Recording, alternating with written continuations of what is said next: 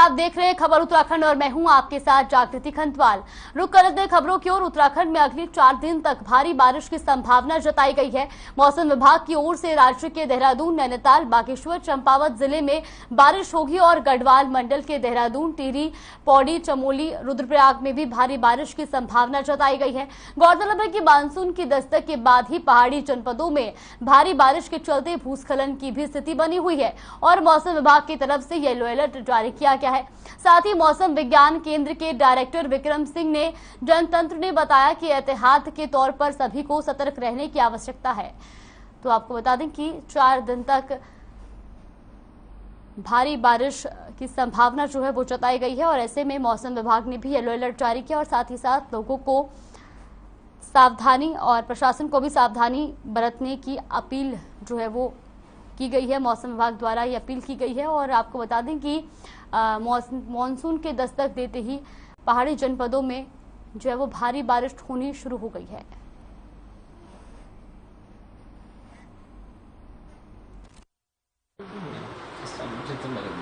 और जुलाई में जो एक्टिविटी अभी तक भी मिली है तो ठीक मिली है।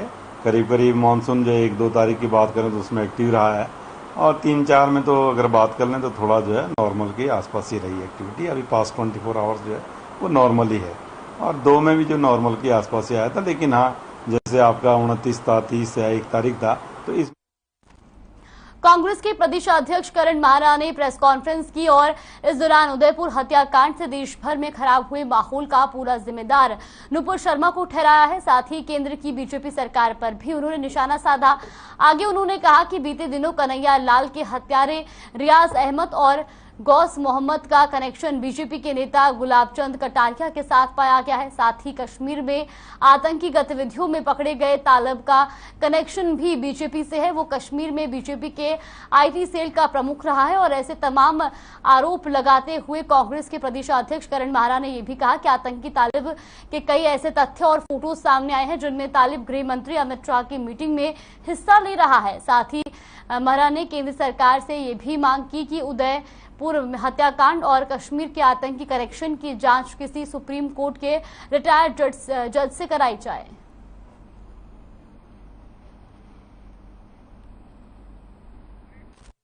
है जिसने पाकिस्तान अब जो हो रही हैं उसके होने से पहले अगर ये जीवो लागू हो जाए और ये अपना रूप ले ले तो निश्चित ही उत्तराखंड को कुछ फायदा होगा, हमारे स्पोर्ट्स वालों को भी और राज्य आंदोलनकारों को।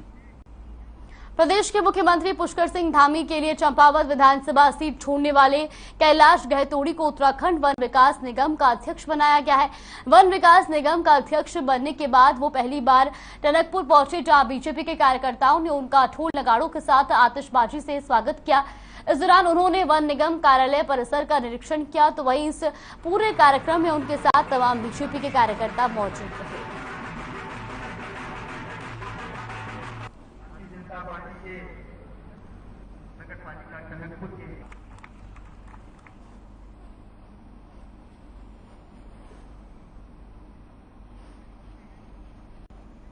खबर काशीपुर से है, जहां पूर्व विधायक हरभजन सिंह चीमा ने अपने कॉर्पोरेट ऑफिस में प्रेस कॉन्फ्रेंस का आयोजन किया। इस दौरान चीमा ने बताया कि बीते विधानसभा चुनाव में बीजेपी के जो बाकी कार्यकर्ता और पदाधिकारी थे उनका प्रदेश के वरिष्ठ नेता मंच पर स्थान दे रहे हैं और जो सरासर पार्टी के हित में नहीं है। उन्होंने कहा कि काशीपुर की जनता ने ही उनको सिरे से नकार दिया था और पार्टी कार्यकर्ताओं ने भी उनका जमकर विरोध किया था, लेकिन आज उनको मंच पर स्थान देकर उनका सम्मान किया जा रहा है। इसी के साथ ही चीमा ने कहा कि काशीपुर के खड़गपुर, देवपुरा और ढकिया गुलाबों में लगने वाले बाजार में जो ठेकेदार से उगाई कराई जा रही है उसको नियम अनुसार करें। और साथ ही साथ आपको बता दें कि उन्होंने सभी बातें अपने प्रेस कॉन्फ्रेंस के जरिए कही।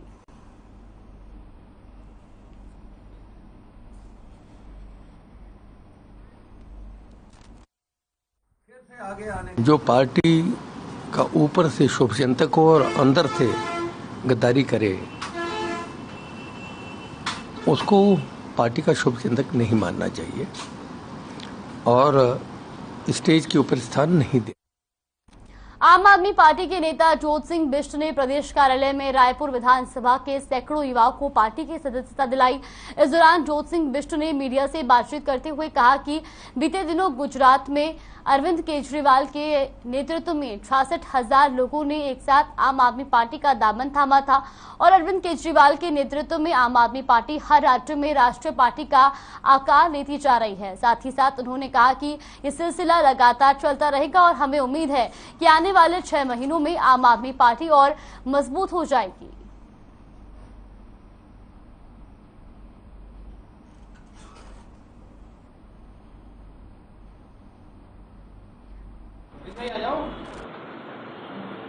राजनीतिक दल हो, नौजवान उसकी सबसे बड़ी ताकत होते हैं और आज रायपुर विधानसभा से लगभग 15 नौजवानों ने आम आदमी पार्टी की विचारधारा में माननीय अरविंद केजरीवाल जी की विचारधारा में अपनी आस्था व्यक्त करते हुए पार्टी की विधिवत रूप से सदस्य।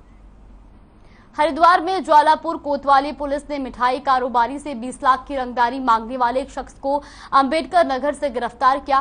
गिरफ्तार किए गए शख्स ने बताया कि वो पहले आर्यन नगर चौक के एक मिठाई कारोबारी के यहाँ काम करता था। उसके बाद वहां से हटकर अपना व्यापार कर रहा था, लेकिन व्यापार में लगातार हो रहे नुकसान से मानसिक रूप से परेशान हो गया था, जिसके चलते उसने अपने पूर्व मालिक को ही फोन करके रंगदारी की धमकी दी। फिलहाल पुलिस ने दीपक को गिरफ्तार करके जेल भेज दिया है।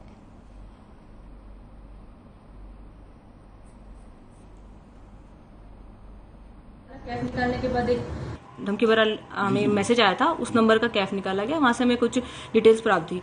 उसके तहत तक जाते हुए हमें एक आदमी का नाम प्रकाश में आया, उसको उठाया गया, उससे पूछताछ की गई तो उसके द्वारा कबूला गया कि वो पहले गोयल स्वीट्स के यहाँ रिसेप्शनिस्ट कम कैशियर का काम किया करता था। मार्च में ही उसके द्वारा वहां से छोड़ा गया और अपना खुद का रेस्टोरेंट। श्रीनगर में एक युवती ने जीवीके जल विद्युत परियोजना की अलकनंदा नदी में छलांग लगा दी, तो वही सूचना पर पहुंची जल पुलिस के जवानों ने युवती को रेस्क्यू कर सुरक्षित बाहर निकाला। युवती अल्मोड़ा की रहने वाली बताई जा रही है। युवती ने गढ़वाल विश्वविद्यालय से एमएससी और बीएससी की पढ़ाई की है, जिसकी डिग्री निकालने के लिए वो श्रीनगर गढ़वाल पहुंची थी। पुलिस ने बताया कि युवती का किसी लड़के के साथ प्रेम प्रसंग चल रहा है और किसी बात को लेकर दोनों में झगड़ा हो गया था, जिसकी वजह से वो नाराज होकर नदी में कूद गई थी। फिलहाल युवती को रेस्क्यू कर लिया गया है। वही आपको बता दें कि युवती को इलाज के लिए अस्पताल में भी भर्ती कराया गया है और ये तस्वीरें भी आप देख सकते हैं जहां पर युवती को जो है वो रेस्क्यू किया गया है।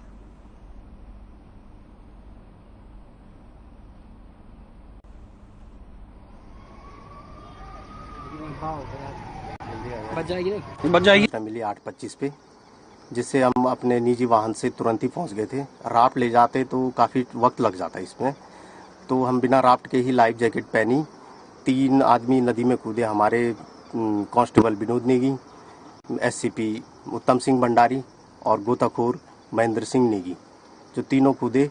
तो लड़की हेल्प चिल्ला रही थी, जिस कारण यहाँ पे काफ़ी चुनौतीपूर्ण कार्य था और हम लोगों ने कम से कम समय में ये रेस्क्यू किया और लड़की को निकाला गया और 108। खबर रुद्रपुर से है, जहां बीते दिनों बीमारी के चलते एसटीएफ के जाबाज सिपाही प्रमोद रौतेला का निधन हो गया था, जिसकी श्रद्धांजलि के लिए सिडकुल चौक पर रक्तदान शिविर और लंगर का आयोजन किया गया। इस दौरान गढ़वाल डीआईजी और सैकड़ों पुलिसकर्मी ने स्वर्गीय प्रमोद रौतेला का श्रद्धांजलि अर्पित की, तो वहीं कुमाऊं डीआईजी नीलेश आनंद भरने ने रक्तदान कर स्वर्गीय प्रमोद रौतेला को श्रद्धांजलि दी। आपको बता दें कि बीते 13 जून को कुमाऊं एसटीएफ के कांस्टेबल प्रमोद रौतेला का निधन हो गया था।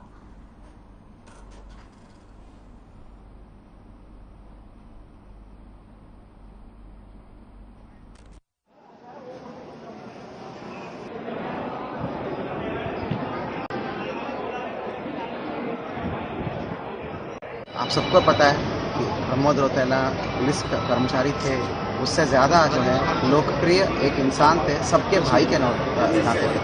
चाहे सिडकुल के सभी कारीगर हो, ओनर्स हो, मैन पावर मैनेजर्स हो, पत्रकार हो या पुलिस हो, सबको एक बड़ा भाई के रूप में था। मैं भी जब पहले एएसपी बन के आया था मैं उसका बहुत ज़्यादा इज्जत करता था। मेरे को मतलब मैं उसको छोटा भाई की तरह मानता था और भगवान ने बहुत ही जल्दी उनको छीन लिया और हम सबको एक कमी महसूस हो रही है। इनकी श्रद्धांजलि में आज जो ये रक्तदान शिविर और श्रद्धांजलि और हेल्थ चेकअप ऑर्गेनाइज किया गया है। उसमें जो भीड़ उमड़ी है उसी से आप अंदाज़ा लगा सकते हो कि कितने लोकप्रिय और महान व्यक्ति है। तो इस बात का मेरे को प्राउड फीलिंग होता है कि वो रामनगर में स्वर्गीय रामदत्त जोशी राजकीय संयुक्त अस्पताल स्वास्थ्य सुविधाओं को लेकर चर्चाओं में है। लोगों का आरोप है कि इस अस्पताल में स्वास्थ्य सुविधाओं को लेकर जनता के स्वास्थ्य के साथ खिलवाड़ किया जा रहा है, लेकिन सरकार और स्थानीय जनप्रतिनिधि पूरी तरह खामोश है, जिसके चलते लोगों ने अस्पताल के बाहर नारेबाजी और प्रदर्शन करते हुए अस्पताल प्रबंधन पर कई गंभीर आरोप लगाए हैं। वहीं एक गर्भवती महिला को डिलीवरी कराने लाए लोगों ने बताया कि अस्पताल में तैनात नर्सों के जरिए गर्भवती महिला के छोटे ऑपरेशन के काम पर एक कट लगाया गया है, जिसके बाद गर्भवती महिला के बच्चे की डिलीवरी से पहले ही मौत हो गई। तो वही महिला के परिजनों ने पुलिस को तहरीर देते हुए दोषी डॉक्टरों पर कार्रवाई करने की गुहार लगाई है। साथ ही लोगों ने सरकार से इस अस्पताल को पीपीपी मोड से हटाकर सरकार उस पर चलाने की मांग की है।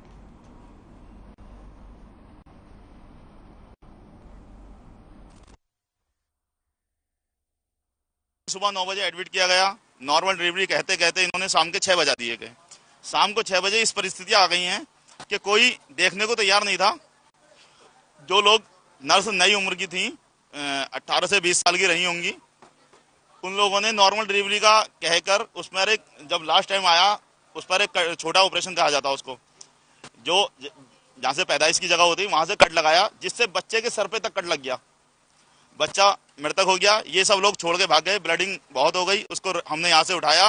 खुद उठाने के बाद किसी ने उठाने के लिए तैयार नहीं था। जो लोग उसका इकरा का पति शारिक, मोहम्मद शारिक और एक आशा वर्कर थी वो, और एक और था उसके साथ जो परिवार का सदस्य था, उसको लेकर काशी लेके एम्बुलेंस से ब्रिजेश हॉस्पिटल पहुंचे।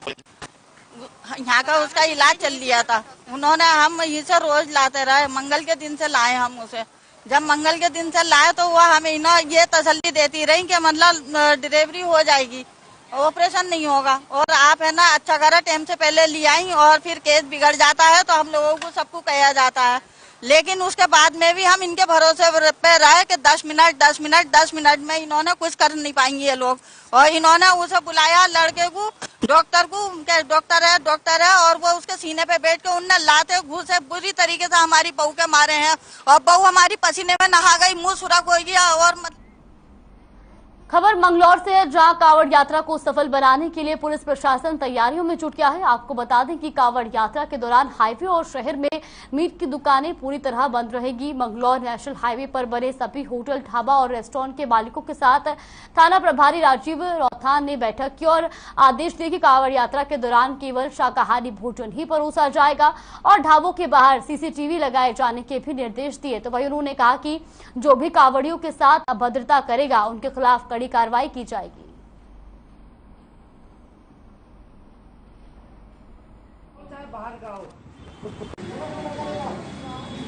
कांवड़ यात्रा के संदर्भ में आज जो है हाईवे पे और लंडोरा रोड पे जितने भी होटल ढाबे मालिक हैं उनकी मीटिंग ली गई थी और उनके संबंध में इनको जो हिदायत दी गई थी कि एक तो अपने कर्मचारियों का, जो भी व्यक्ति उनके यहाँ काम करने वाला उनका सत्यापन कराएगा, उनकी फोटो रखेगा, ID रखेगा।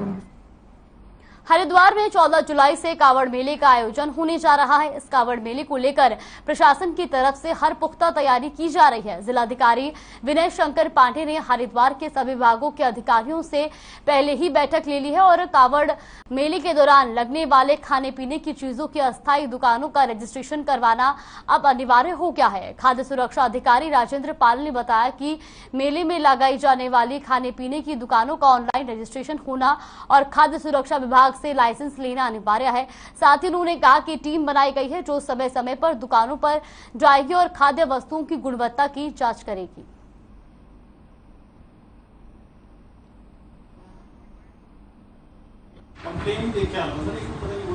ये अभी हमने कांवड़ मेला स्टार्ट हो रहा है, इसमें हमने एक टीम गठित करेंगे और ये जो प्रतिदिन जो है निरीक्षण करेगी उन एरियो में, और जो जिनके पास भी जो भी अगर गलत सामान पाए जाएंगे तो उनके हम सब हरिद्वार में 14 जुलाई से शुरू हो रहे कांवड़ मेले में शिव भक्तों की आगवानी के लिए जहां यूपी और उत्तराखंड की सरकारें तेजी से तैयारियों में लगी है, तो वहीं कांवड़ियों के स्वागत के लिए रेलवे भी बड़े इंतजाम करने जा रहा है, जिसके चलते उत्तर रेलवे के ADRM NN सिंह बीते दिन हरिद्वार पहुंचे और कांवड़ मेले की तैयारियों का जायजा लिया।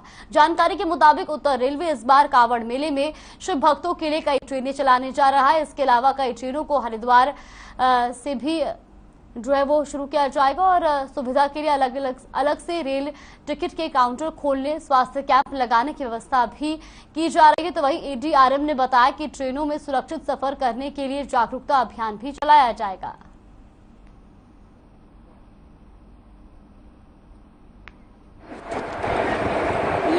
देखिए 2 साल जो कोरोना के चलते कांवड़ मेला पर प्रतिबंध था, उसके बाद ज़्यादा पैसेंजर आने की संभावना है। उसको ध्यान में रखते हुए हम लोगों ने राज्य सरकार के साथ कोऑर्डिनेशन मीटिंग 6 तारीख को रखा हुआ है और DGP उत्तराखंड की एक चिट्ठी के आधार पे ये बताया गया है कि 3 करोड़ 90 लाख लोग पिछली बार 2019 में आए थे, उसमें 20 से 30% बढ़ोतरी की संभावना है। उसी को ध्यान में रख करके रेलवे अपनी पूरी तैयारी कर रही है। हरेला पर्व अभियान के अंतर्गत 6 जुलाई से प्रदेश में वृक्षारोपण कार्यक्रम आयोजित होगा। यह आयोजन हरेला पर्व पर कार्यक्रम के प्रदेश संयोजक अरविंद पांडे की ओर से कराया जा रहा है, जो गदरपुर से बीजेपी विधायक है। उन्होंने कहा कि प्रकृति के संरक्षण और संवर्धन के लिए ये कदम जरूरी है। ये कार्यक्रम 16 जुलाई को हरेला पर्व के दिन तक चलेगा। रविवार को भाजपा कार्यालय में उन्होंने पत्रकारों से बातचीत की, जहां उन्होंने बताया कि भाजपा के सभी कार्यकर्ता पूरे प्रदेश भर में पौधारोपण करेंगे और इस अवसर पर कार्यकारी जिला अध्यक्ष विवेक सक्सेना, विधायक शिव अरोड़ा और योगेश शर्मा भी मौजूद रहे।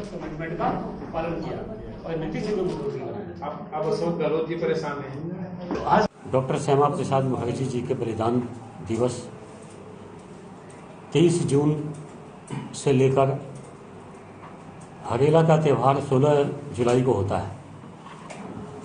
इस पखवाड़े को भारतीय जनता पार्टी ने 100% डॉक्टर श्यामा प्रसाद मुखर्जी जी के बलिदान दिवस को समर्पित किया है और प्रदेश के कोने कोने में हरेला त्यौहार विधिवत संपन्न हो, प्रकृति के संरक्षण संवर्धन के लिए सभी जगह। बाजपुर चीनी मिल के GM विनीत जोशी और किसानों के बीच बैठक हुई, जहां चीनी मिल की समस्याओं को समय से दूर करने और चीनी मिल को तैयार करने की मांग उठी। इसी दौरान किसानों ने गन्ने के बकाया भुगतान को देने और जल्द से जल्द टेंडर प्रक्रिया को भी पूरा करने की मांग रखी। किसानों की तरफ से बैठक का नेतृत्व भारतीय किसान यूनियन के प्रदेश अध्यक्ष कर्म सिंह पड्डा ने किया, तो जहां उन्होंने कहा कि बीते पेराई क्षेत्र में गन्ना पेराई के दौरान काफी परेशानियां सामने आई थी और जिनसे किसानों को जूझना पड़ा था, इसलिए चीनी मिल की मरम्मत जरूरी है। तो वही चीनी मिल के GM विनीत जोशी ने बताया कि चीनी मिल के मरम्मत का काम जारी है और जिसे जल्द से जल्द पूरा कर लिया जाएगा।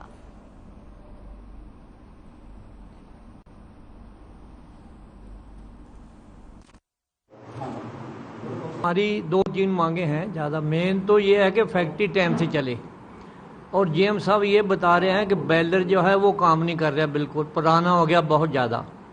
इसलिए आज हमें बड़ी अच्छी खुशी की बात है कि हमारे चीमा बेलर वाले यहाँ आए हुए मौजूद बैठे हुए हैं।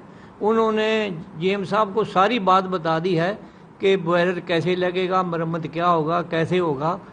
अगर बेलर ठीक हो तो फैक्ट्री ठीक चलेगी। संज्ञान लिया जा रहा है और बार बार किसान बंधुओं के साथ बैठक भी की जा रही है। अंदर अच्छा काम चल रहा है। कोशिश ये हो रही है कि हम 15 अक्टूबर तक अपना कार्य समाप्त कर लें और ट्रायल भी कर लें जल्दी से जल्दी, जिससे कि जब भी हमको आदेश हो मिल चलाने का, हम उस वक्त। ऋषिकेश में कूड़ा निस्तारण प्लांट का विरोध फिर शुरू हो गया है। मामला गुमानी वाला क्षेत्र के पास का है, जहां पानी बीट में वन विभाग की 10 हेक्टेयर भूमि पर 50 करोड़ रुपए की लागत से कूड़ा निस्तारण प्लांट बन रहा है, जिसके चलते ग्रामीणों ने नगर निगम कार्यालय पर इकट्ठे होकर जमकर नारेबाजी करते हुए प्रदर्शन किया।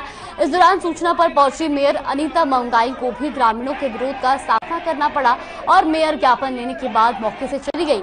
मामले में ग्रामीणों ने आरोप लगाया है कि भारत सरकार को हकीकत से दूर रखकर साठगांठ करके आबादी वाले क्षेत्र में कूड़ा निस्तारण प्लांट लगाने की अनुमति ली गई है।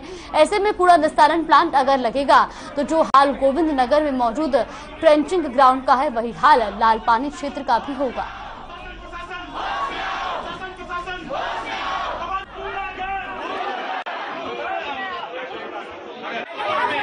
यहाँ पे हम ट्रेचिंग ग्राउंड के विरोध में आए हैं, पूरी जनता आई है।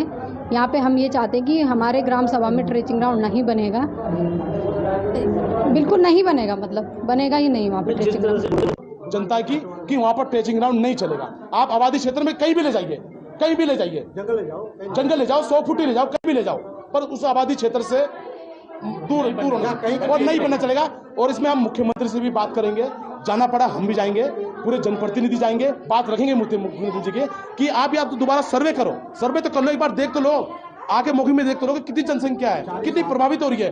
लोग वहाँ 40-50 से 3-3 पीढ़ी खत्म होगी, 3-3 पीढ़ी खत्म हो चुकी है। अब हम क्या जवाब देंगे? हम अपने बच्चों को हम कूड़ादान तो गिफ्ट में दिखा रहे। हम यहाँ पर ट्रेचिंग ग्राउंड का ये मुद्दा लेके आए कि इसमें ये नहीं बनना चाहिए। हमारे ग्रामवासियों को सभी को बहुत दिक्कतों का सामना करना पड़ेगा और आगे भविष्य में ये बीमारियों का एक बन जाएगा, घर बन जाएगा।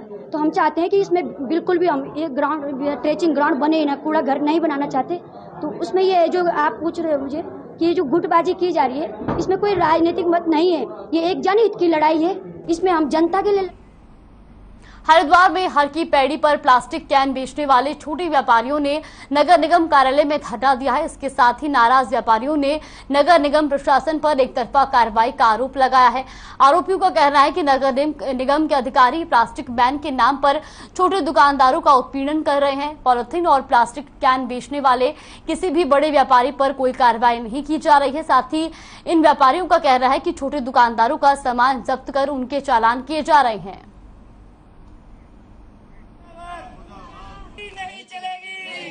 अगर गंगाजल कैन बंद है तो पूर्णतः आप उसे बैन करो और बड़े फैक्ट्रियों को बंद करो, ना कि नीचे की टहनियां बंद करो, ना कि नीचे की टहनियां बंद करो। आप कंपनी बंद कर दो, माल नहीं बिकेगा।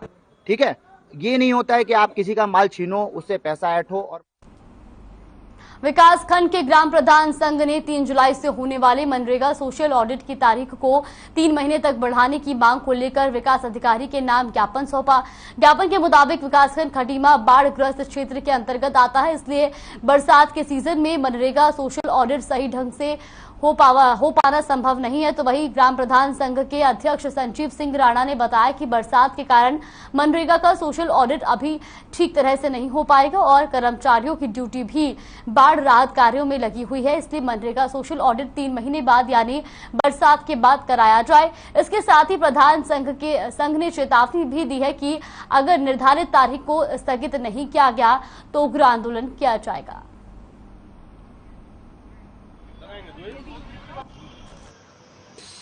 मानसून सत्र जो चल रहा है उसमें इस सोशल ऑडिट को कम से कम 3 महीने के लिए आगे बढ़ाया जाए।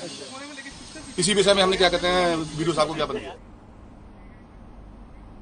पौड़ी नगर पालिका के विकास कार्य आम जनता पर भारी पड़ रहे हैं। दरअसल पौड़ी नगर पालिका की ओर से विकास भवन से विकास मार्ग के लिए पिछले 1 साल से सड़क निर्माण का काम करवाया जा रहा है, लेकिन ठेकेदार ने सड़क को इस तरह से काटा कि ऊपर की सड़क को नीचे से खोखला कर दिया। वहीं बीती रात हुई बारिश में ऊपर की सड़क धंस गई और सड़क पर खड़ी कार नीचे पलट गई, जिसके बाद स्थानीय निवासियों ने सड़क निर्माण में इस्तेमाल हो रहे सामग्री की गुणवत्ता जांच की मांग की है। स्थानीय निवासियों का कहना है कि अगर बारिश ने अपना रौद्र रूप दिखाया है तो विकास मार्ग मोहल्ले के सभी मकान खतरे की जद में आ सकते हैं।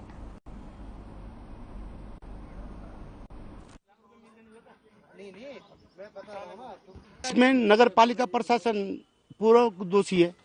इन्होंने नीचे से तो खोल दिया, इसको काट दी, सड़क को प्रोटेक्शन का काम किया नहीं। 1 साल से काम चल रहा है, 50 मीटर रोड तैयार नहीं हो पाई इनकी। जहां रोड को बनना था वहां रोड नहीं बनाई। इन्होंने प्लम कंक्रीट के वो चढ़ाते रहे और टोटल प्लम कंक्रीट में ये मेरी भी जानकारी है कि 40% पत्थर पड़ता है, 60% वो पड़ता है। मंगलौर के एंट्री गेट पर बना रोडवेज बस स्टैंड अपनी बदहाली पर आंसू बहा रहा है। रोजाना हजारों की संख्या में यात्री अन्य राज्यों के आवागमन के लिए इसी रोडवेज बस स्टैंड पर वाहनों के इंतजार में खड़े रहते हैं। नेशनल हाईवे 4 लेन बनाने के बाद यात्रियों की भीड़ में भी इजाफा हुआ है, लेकिन मंगलौर बस स्टैंड पर यात्रियों को मूलभूत सुविधाओं से वंचित रहना पड़ता है। भीषण गर्मी के चलते यात्रियों को घंटों धूप में ही खड़े होकर बसों का इंतजार करना पड़ता है। यहाँ यात्रियों के लिए आपको बता दें कि बैठने की सीटें तक उपलब्ध नहीं है। बस स्टैंड पर ना तो पीने के पानी की व्यवस्था है और ना ही बिजली की सप्लाई है, जिसकी वजह से यात्रियों को परेशानियों का सामना करना पड़ता है।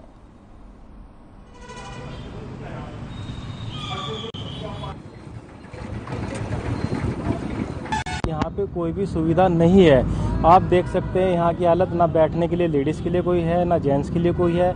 कोई चेयर वगैरह आपको या कोई सीटिंग वगैरह जो आजकल जो सरकार कर रही है कुछ नहीं है। और पीछे की अगर तुम हालत देखो तो पेड़ उग रहे हैं। कोई साफ सफाई की व्यवस्था यहाँ नहीं है, कोई पीने के पानी की कोई व्यवस्था यहाँ नहीं है। उत्तराखंड का प्रवेश द्वार होने के नाते मंगलौर बस स्टैंड की इम्पोर्टेंस बहुत बड़ी हुई है। और अगर बस स्टैंड को देखा जाए तो वहाँ यात्रियों के लिए कोई सुविधा नहीं है। धूप और बारिश से बचने के लिए कोई टीन शेड नहीं है, बैठने के लिए कुर्सियाँ नहीं है, पीने के लिए पानी नहीं है, शौचालय की हालत जो है वो बद से बदतर है। इस संबंध में मैंने नगर पालिका के ईओ से बात की थी और रोडवेज के ARM आलोक जी से भी बात की थी। उच्च अधिकारियों को हमने डिमांड भेज दी है और क्योंकि पीछे जो कोरोना काल में ये यहाँ से जो है डैमेज कर दिया था यहाँ का फर्नीचर, और उसकी डिमांड भेज दी गई है और GM साहब ने जो आश्वस्त किया कि जल्दी। खबर उत्तराखंड में फिलहाल के लिए बस इतना ही। आप देखते रहिए हर खबर।